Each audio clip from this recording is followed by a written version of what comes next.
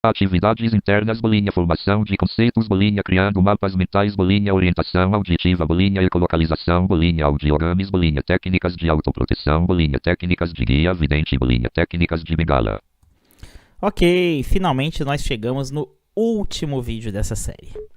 E aqui a gente já vai começar falando sobre as atividades que nós desenvolvemos com os alunos dentro de casa, ou seja, as atividades internas. Vamos lá então. Atividades em bolinha, formação de conceitos. Formação de conceitos. Inicialmente, a gente precisa formar conceitos, porque assim, para quem enxerga, tudo é muito óbvio, porque você passou o olho, você já viu tudo. Para a pessoa cega, o mundo da pessoa cega, o mapa mental da pessoa cega em relação ao mundo, ele é um grande vazio. E a gente precisa ir adicionando os pontos de referência desse mapa mental pouco a pouco. Principalmente aquele deficiente visual que andou a vida inteira pendurado em pessoa que enxerga. Para ele, o mundo é um grande lugar vazio, onde não existe obstáculo, onde não existe nada, não existe vaso de planta, não existe banner, não existe nada que ele possa bater, porque a pessoa que enxerga sempre desviou ele das coisas. Então, a gente precisa começar a adicionar itens neste mapa mental dessa pessoa e trabalhar, às vezes, coisas tão básicas quanto óbvias. Como, por exemplo, a gente precisa, é muito comum que um deficiente visual ele não tenha nem o conceito de quadra. Pra vocês terem ideia, o quão vazio é o mapa mental de uma pessoa cega que ainda não foi reabilitada. Não estou falando de todas, mas é que ainda não passou pelo processo.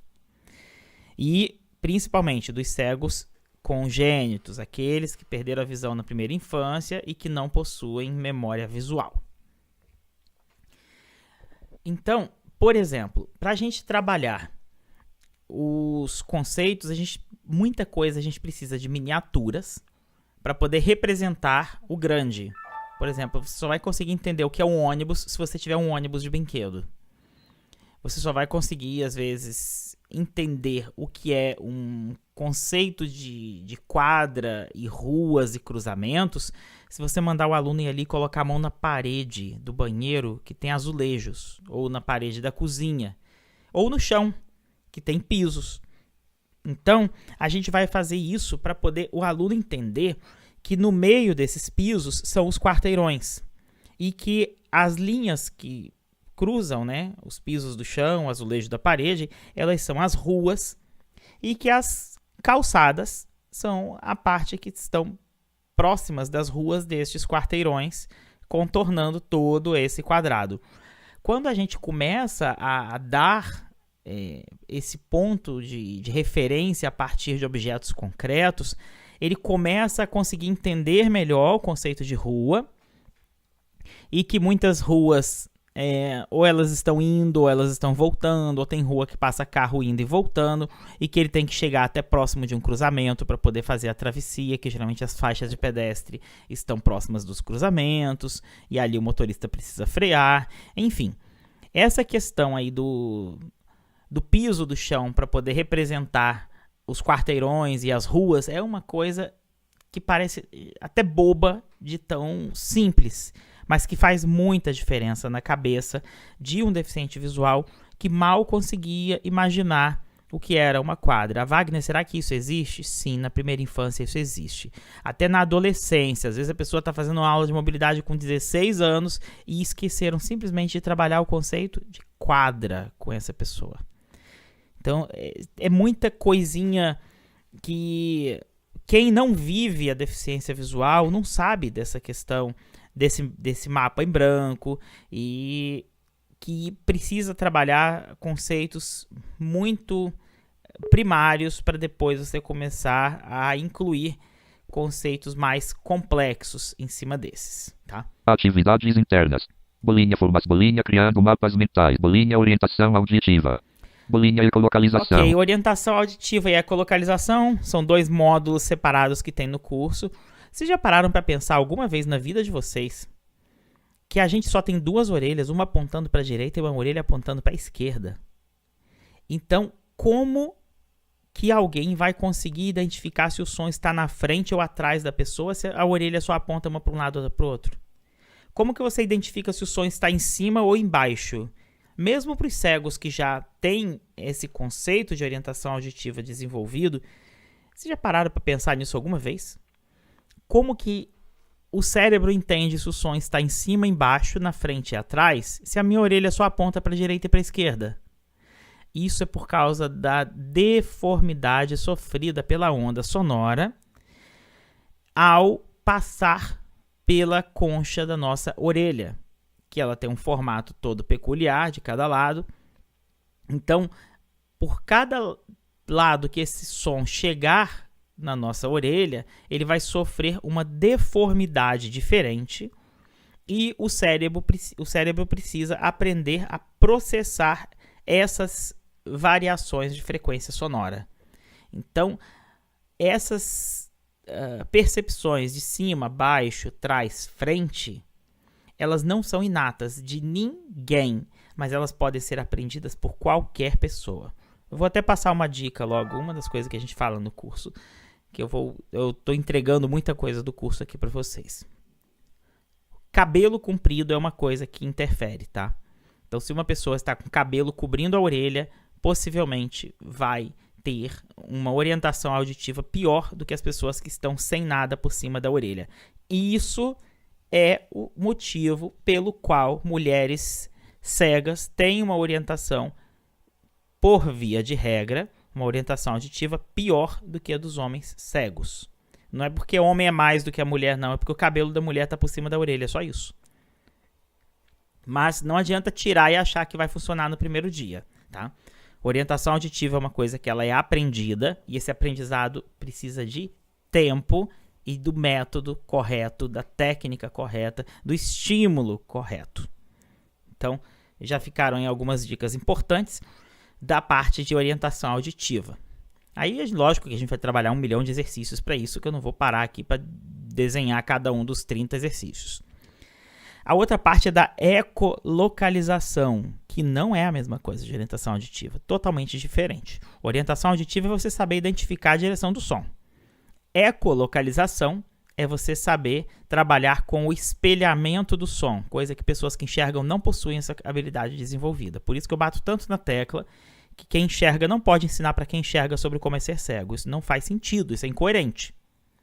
Isso é teoria vazia. Então podem fazer 10 pós-graduações, mas só quem vai conseguir explicar isso daqui é quem tem esses sentidos desenvolvidos, da orientação auditiva, da ecolocalização. E aí é que eu bato na tecla que cego que precisa fazer a formação dos professores de orientação e mobilidade. Porque aí sim a gente vai estar falando de uma coisa que não é o que se leu no livro, é o que se vive no dia a dia. E é isso que orientação e mobilidade é. A gente precisa ensinar vivências. E aí, a ecolocalização, ela vai trabalhar com o quê? Ela vai trabalhar com o espelhamento do som. Objetos que são reflexivos e objetos que são absorventes de sons, que eles matam o som. Quer ver um exemplo bem gritante? Passa do lado de um caminhão de olho fechado para você ver como é que o som morre ali embaixo do caminhão. Antigamente a gente mandava a pessoa passar na frente de um orelhão, mas hoje em dia não existe mais orelhão. O orelhão era uma coisa muito boa. Ele tem aquela boca grande que ele concentra um monte de som ali dentro que até quem enxerga consegue perceber que dá um som diferente. Então, quando a gente começa a perceber essa capacidade reflexiva de qual é a reflexão que cada objeto devolve do som, o reflexo que ele devolve do som, a gente começa a poder calcular o tempo de ida e volta do som, o tempo de resposta. Você joga um som na parede e vê e calcula o tempo de volta desse som. Quer ver um exemplo muito prático? Você está andando rente a uma parede numa calçada. De repente aquela parede acaba, vai ter um estacionamento. E aí você vai se guiar aonde? Você vai ter que estar produzindo som com a tua bengala, com a tua boca, com o seu dedo estalando, o que seja. E aí você vai ter que passar a ancorar o teu ouvido na parede que está do outro lado da rua, calculando o tempo de resposta daquela parede. Você tem que jogar o som e calcular o tempo de resposta. E é isso daí que eu falo que se você não vive isso daí, se você não tem capacidade de mostrar e parar e identificar aquilo dali junto com a pessoa e discutir sobre essas percepções, vira teoria vazia, tá? Isso daí a gente vai ter muitos exercícios para poder trabalhar essa questão. Vou dar uma dica bem fácil para vocês perceberem, que é essa questão da devolução do som. Faz assim, ó. Pega uma folha de papel, um livro, qualquer coisa. Fala, sem ele na frente. Depois coloca essa folha de papel na frente do teu rosto e fala. Perceba o quanto que essa folha vai devolver o som de volta na sua cara. Você fala, bota a folha e você vai ver que o som volta na hora. E quando você tira a folha, o som não volta. Esse é o exemplo mais prático que eu tenho para poder mostrar para vocês que existe sim essa questão do som refletido voltando para você. E aí a questão de processamento, de como fazer para desenvolver isso daí para orientação e mobilidade é o que a gente vai ver dentro do curso, tá? Bolinha Audiogames. Audiogames, outra dica.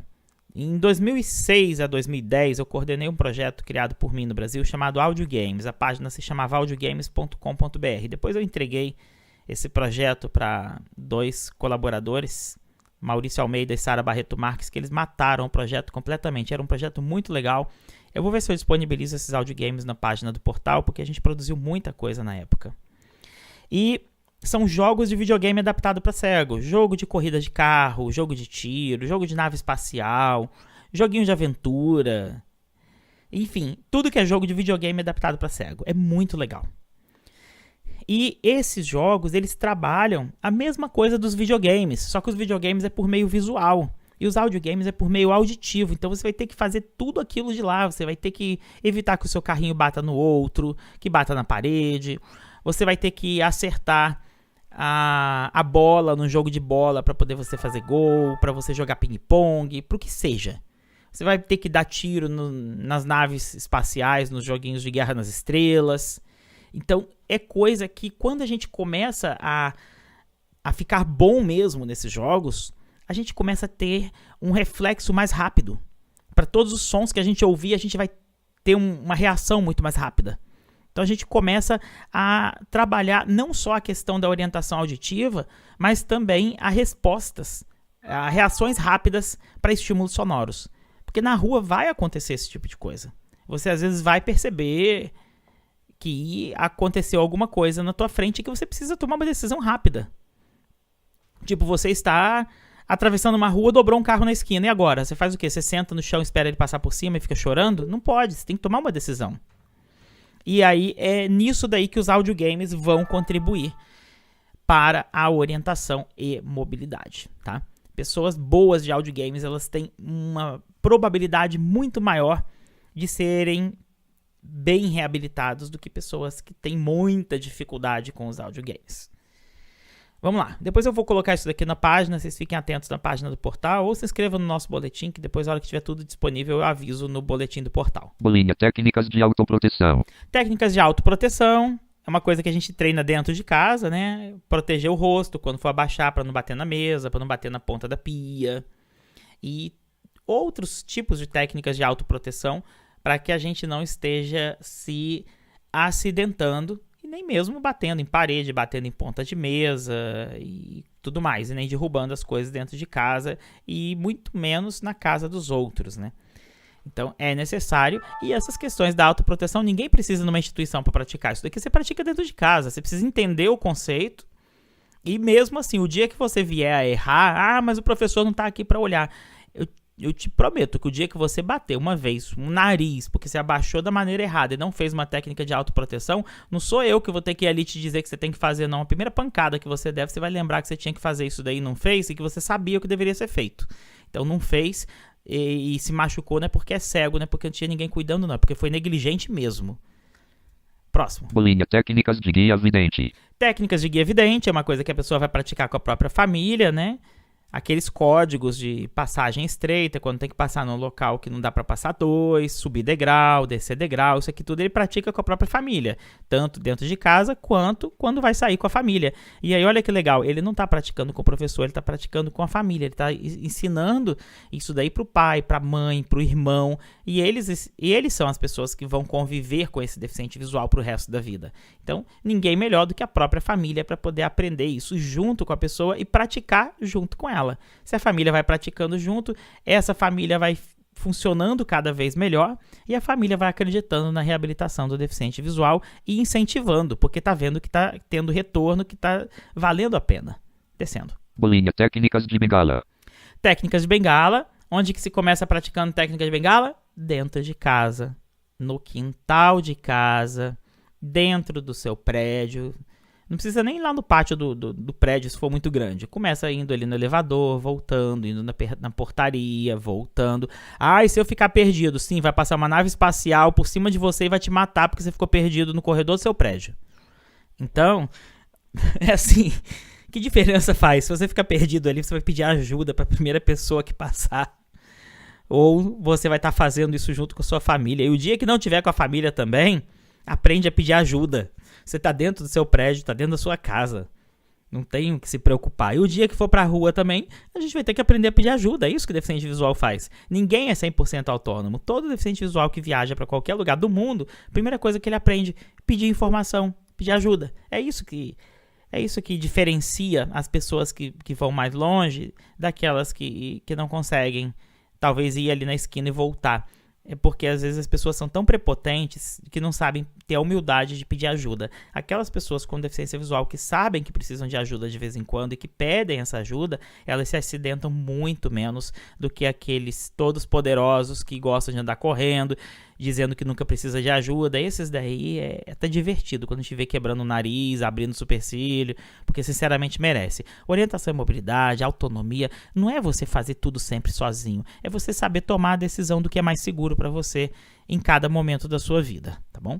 Descendo. Bolinha, técnicas de bengala. Bolinha, técnicas de bengala. Ok, acabou aqui. Então a técnica de bengala vai ser praticada dentro de casa, inicialmente, no seu quintal, no seu prédio, e daqui a pouco a gente vai chegar nas próximas slides. Apresentação, slide 26, atividades externas. Atividades externas. Aqui começa a parte de rua do curso. Atividades, bolinha, percebendo a rua. Percebendo a rua. A primeira coisa que você vai ter que fazer é perceber a tua rua. Você vai ter que conhecer a frente da tua casa, a frente da casa dos vizinhos. Wagner, por que eu tenho que fazer isso? Porque toda vez que você chegar em casa, você tem que ter um ponto de referência, você tem que saber o que tem do lado direito da tua casa e o que tem do lado esquerdo, porque senão, você sabendo só a frente da sua casa, é um mundinho muito pequeno e a sua chance de erro fica muito grande. Agora, se a gente conhece o que é uma casa do vizinho da direita e a do da esquerda, dois vizinhos da direita e dois vizinhos da esquerda, e começa a criar esses pontos de referência, você diminui muito a chance de ficar perdido tentando achar a própria casa. Porque aí você já conheceu aquelas casas ali do lado mesmo. Na hora que o táxi te deixar um pouquinho antes e um pouquinho depois, o Uber, o que seja, você não vai sentar no meio-fio e ficar chorando, ligando pra sua mãe do tipo, mamãe, eu tô perdido. A mãe sai da porta e fala, menino, é aqui, ó. E aí você vai ver, você tava a 3 metros do seu portão, porque você não aprendeu a conhecer a frente da casa dos seus vizinhos. Bolinha, conhecendo a frente de bolinha, proximidades de casa. Bolinha, indo até a esqui, bolinha, travessias, bolinha, escadas e... Ok. E aí outra coisa que a gente faz no curso de mobilidade, muito legal, é a questão do ir até a esquina e voltar e dar uma volta no quarteirão. Isso daqui acontece logo no começo. Normalmente, primeiro se faz isso com guia vidente, conhece esses obstáculos, depois a pessoa faz sozinha. Ah, Wagner, então não vou fazer mais nada, do que vocês estão falando de curso, eu vou só seguir essas dicas. Gente, olha só, isso daqui eu tô dando um overview para vocês entenderem como é que o curso funciona. Qualquer pessoa que tentar fazer qualquer coisa dessa e disser assim, ah, deu errado, lógico, não fez o curso completo. Então, prudência, bom senso, tá? Primeiramente, bom senso. Bolinha, indo às compras, bolinha, atividades de lazer. E aí depois que a gente já aprendeu essa questão de volta no quarteirão, de ir até a esquina, mas lembra, olha só, a gente sempre volta para casa, tá? Não para instituição, para casa. Aí a gente vai começar a mexer com travessia. Wagner, como é que eu sei se a pessoa não vai morrer atropelada? A travessia a gente ensina a pessoa a fazer com auxílio. Aí você chega e você vai ter que aprender a pedir ajuda. Ou esperar ajuda. É uma coisa muito curiosa que famílias não sabem e deficientes visuais não reabilitados não sabem, que eles acham que tudo vai ser sempre sozinho, que ninguém ajuda. Eu digo pra vocês assim, quem é autônomo sabe disso. Às vezes a única coisa que a gente quer é ter o direito de andar um pouquinho sozinho ou de ficar quieto um pouco pra falar no telefone, porque você não dá, sei lá, você não anda uma quadra na rua sem que alguém chegue perto de você pra te oferecer ajuda. Então, é uma coisa muito tranquila. Precisou de ajuda? Sempre tem. Por mais que as pessoas não acreditem nisso, o dia que for pra rua, vai perceber que tem auxílio. Bolinha, condições adversas. E aí, depois a gente vai trabalhar a questão de condições adversas, como é que se vira na chuva, identificação de poças d'água, até pra pular uma poça d'água quando for o caso, barulho extremo, vento e tudo mais. Bolinha, atividades de lazer. E as atividades de lazer, como por exemplo, você ir num barzinho, como é que você vai fazer para poder você ir num barzinho de rock, num restaurante, como é que você vai fazer para poder você fazer o seu pedido no restaurante, achar o garçom, ir no banheiro. Então, tudo que qualquer pessoa normal faria, a gente vai trabalhar no curso. Bolinha, indo às compras. E outra coisa também bem legal é a parte de compras, de supermercado, de shopping. E aí a gente vai inevitavelmente ter que usar escadas rolantes, elevador.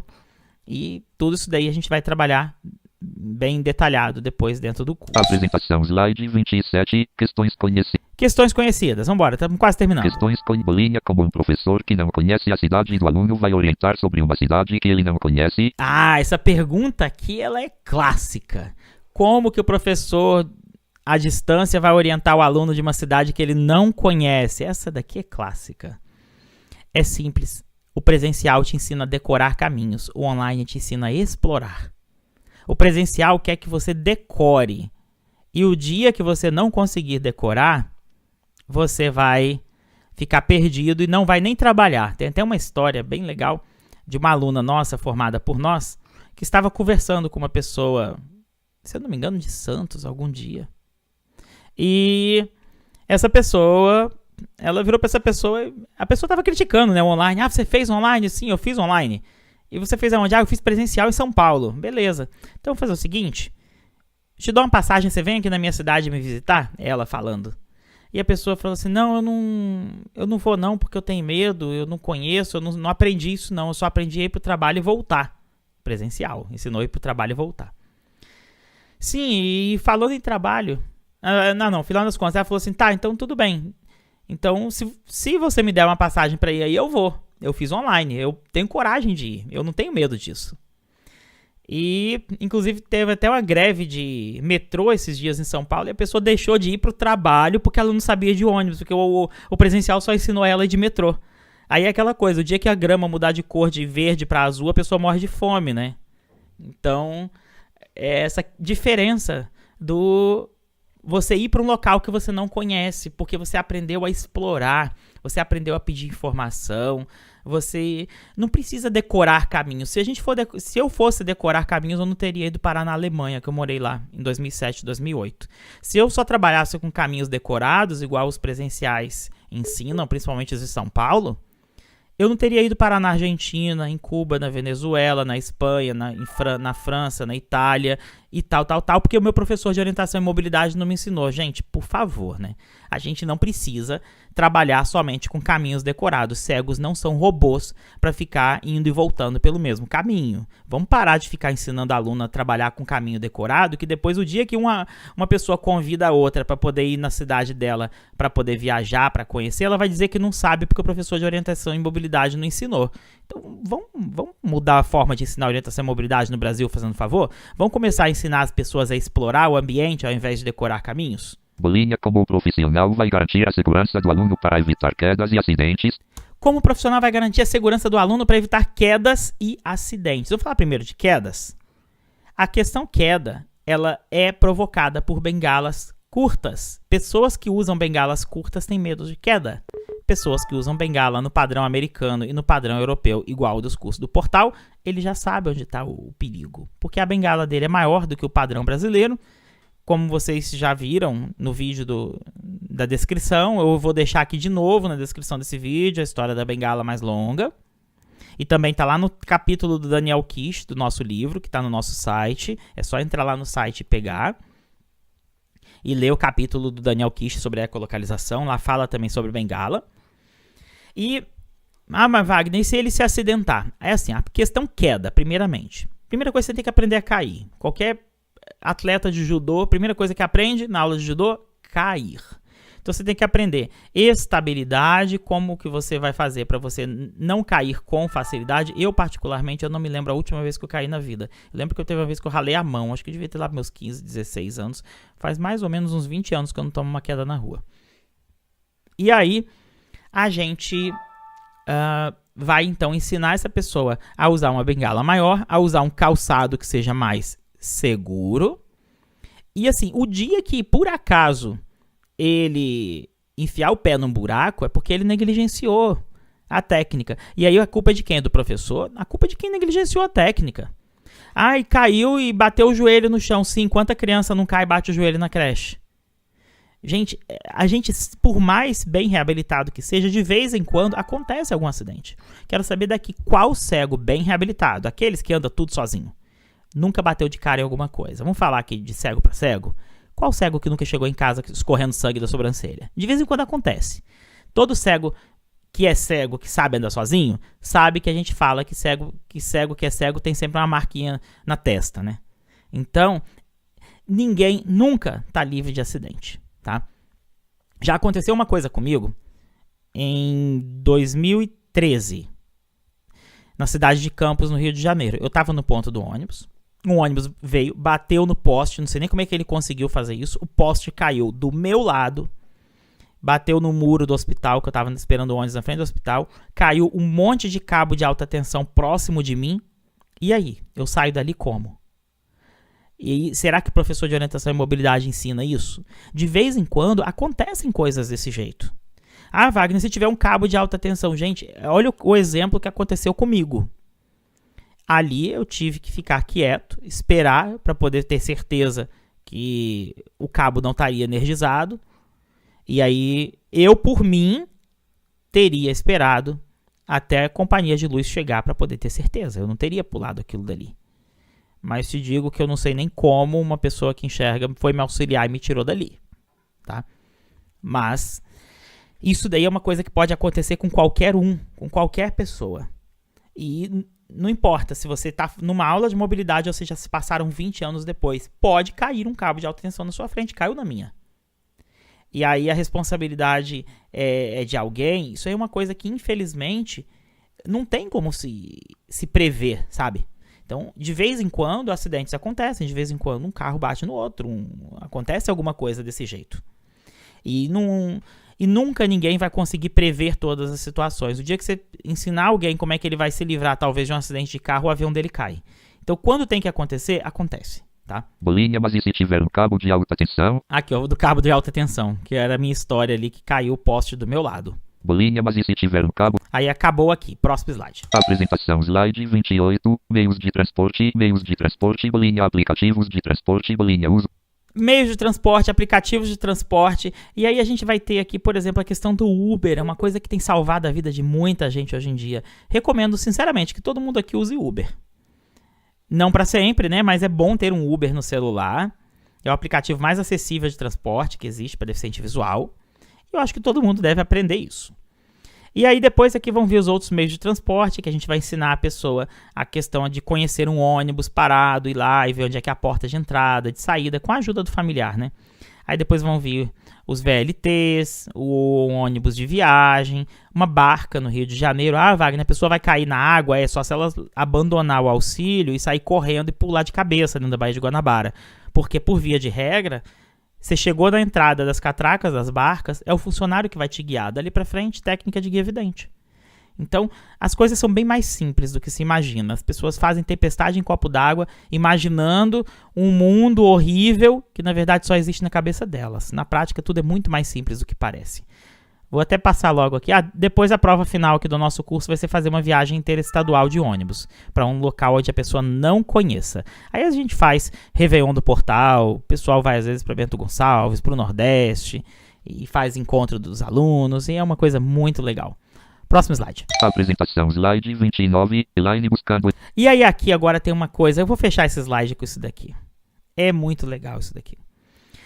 Isso daqui é uma aluna nossa chamada Elaine e que ela ficou muito amiga de uma outra aluna chamada Edinalva. Inclusive a Edinalva não gosta que eu fale que ela mora no fim do mundo. Ela mandou esse recado pra mim. Wagner, quando você for gravar o vídeo, não fala que eu moro no fim do mundo. Não, Edinalva mora na zona rural do município de Tremedal, que fica a uns 100 quilômetros de Vitória da Conquista, interior da Bahia. Então você chega em Vitória da Conquista, anda mais uns 100 quilômetros, chega em Tremedal, depois você anda mais 18 quilômetros e chega lá na zona rural, onde mora o evangelista da zona rural, lá e a Edinalva, são 2 irmãos.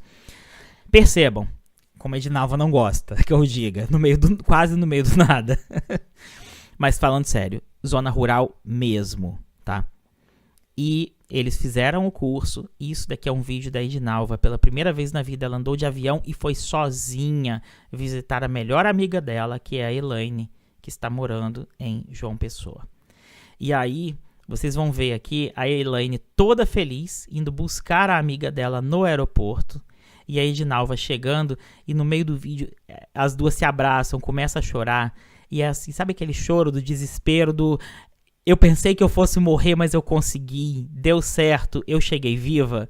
Olha que bonito que ficou esse vídeo. Foi a Elaine filmando com o celular dela. Vamos lá. Oi, gente. Cá estou eu no aeroporto.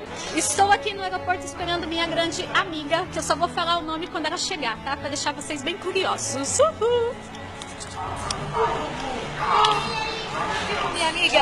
Ai, minha amiga. Minha amiga.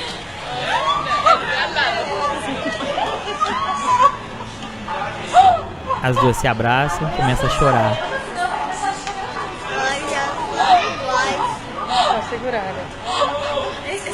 Isso daí é muito bonito, gente. É assim, a catarse do aluno que viajou sozinho pela primeira vez e chegou vivo e viu que tá tudo bem. A superação do medo.